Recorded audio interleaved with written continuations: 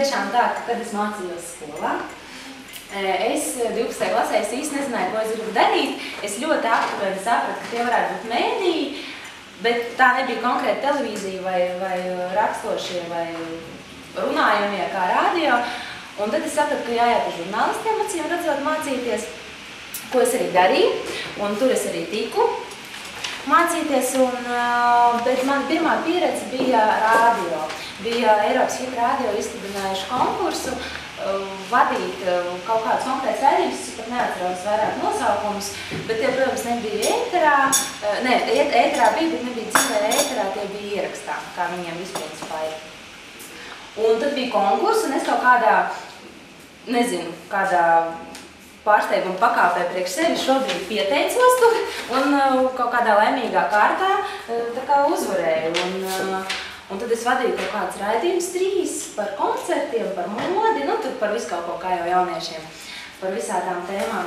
Un tas bija principā mans pirmais darbs mēdījos, kas bija radio. Un tad nāca tāds raidījums, nezinu, droši vien jūs nezināsiet, nekas personīgs, vienkārši domāju, ka tas bija diezgan pasen pirms kaut kādiem jau sanāk 6 gadiem, bija tāds raidījums Hip-Hop. Nezinu, vai jūs esat dzirdējis. Jā, kāds bija dzirdējis, jā? Prieks, jo lielākā daļa neatceros neko tādu. Lūk, tas bija mans pirmais raidījums, saucās Hip-Hop, kas stāstīja par hip-hop kultūru un ekstrēmajiem sporta veidiem Latvijā. Mēs viņus tā kā izcēlām, cildinājām, slavinājām un par viņiem stāstījām un runājām. Bet tas bija ļoti tāds pasākums ciklu veidi, jo mums bija mērķis ar raidījumiem pastāstīt par šiem cilvēkiem, kas Latvijā kaut ko šajās sfērās dara, un beigās bija tāda liela apbalvošana, kur mēs viņu pasniedzām, tā kā balvas. Un par to man jāpasakās Kristapam Pagrabam, varbūt kāds pazīst, ekstrēmo sporta veidu veterāns Latvijā. Un vienkārši, ja runājam par to, kā es tur nokļuvu, viņi bija veidojuši šo raidījumu, un arī, vispār, daudzi man, nedaudz, bet dažkārt ir cilvēki, kas nāk un prasa, kā var tikt, teiksim, televīzijā strādāt, vai ir jāiet ar kādu runāt, vai kāds jāpazīst, vai, kas būtu jādara, iedod man plānu, kas man tagad jādara, jo es gribu strādāt tur.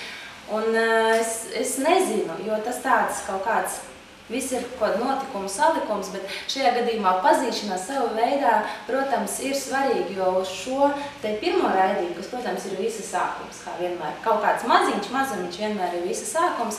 Uzaicināja mans paziņa, tas pats Kristaps Pagrabs, ar kuru mēs kādreiz tusējāmies klubiņos.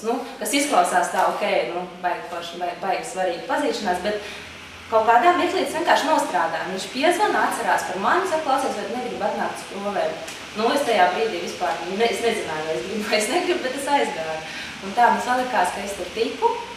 Un tad nāca raidījums SEMS, jo šis raidījums Hip-Hop bija LTV7, SEM droši vien zināja.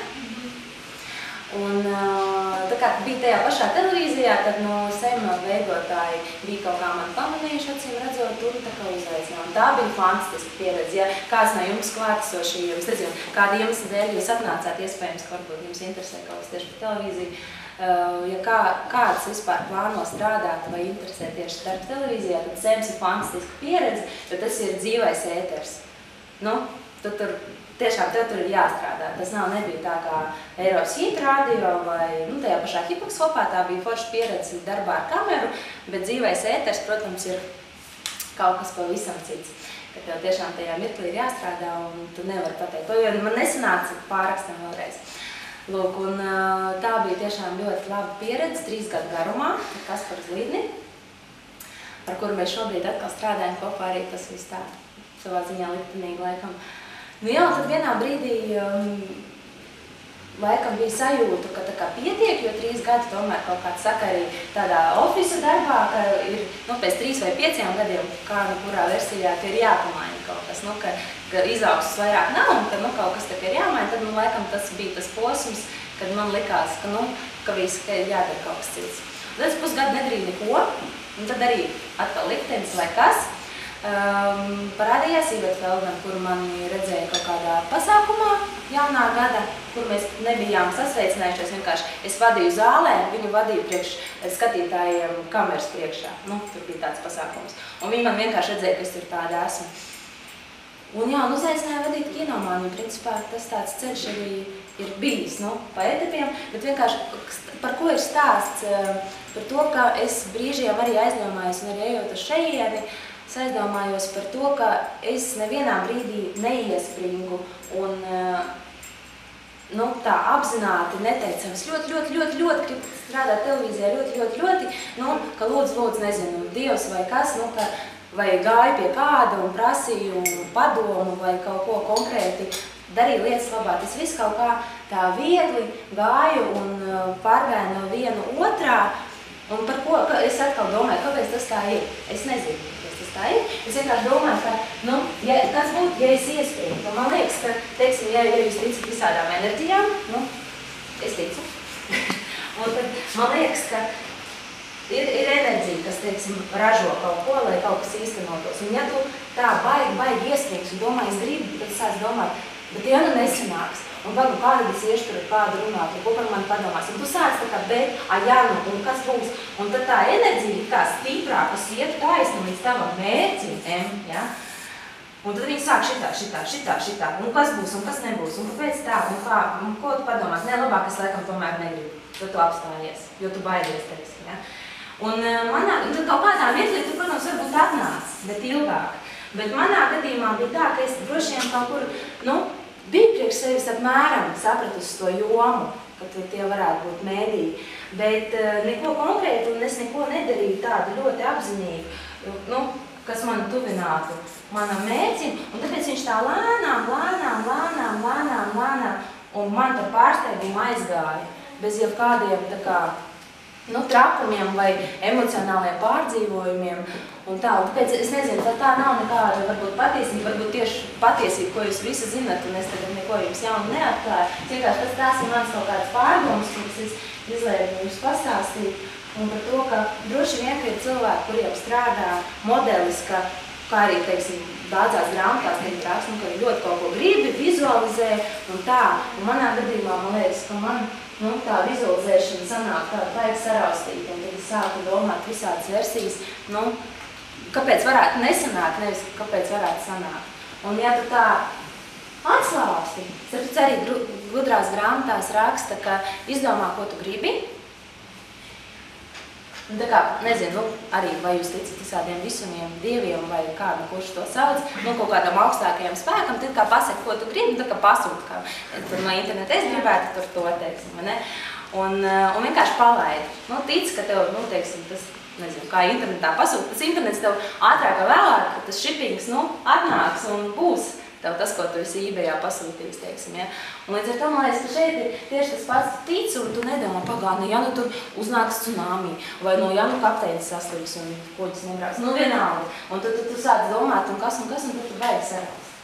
Nu tāda ir tā mana schēma, kā ko es priekš sevis esmu laikam tā atklājis, bet es atkal nesaku, ka tas ir kaut kas pareizs un absolūts, un ka jums visiem tā ir jādara. Droši vien jums katram ir kaut kāda sava doma, versija vai plāns, kā būtu jādara, vai kaut ko sasniegt, vairāk vai mazāk. Bet, nu, pirmais, tas ir pozitīvs skatījums. Man personīgi interesē, piemēram, kā tieši jūs pirms dzīvā ētera menedžētas teisu. Visiem cilvēkiem viņš ir, katram ir savu paņēmienu.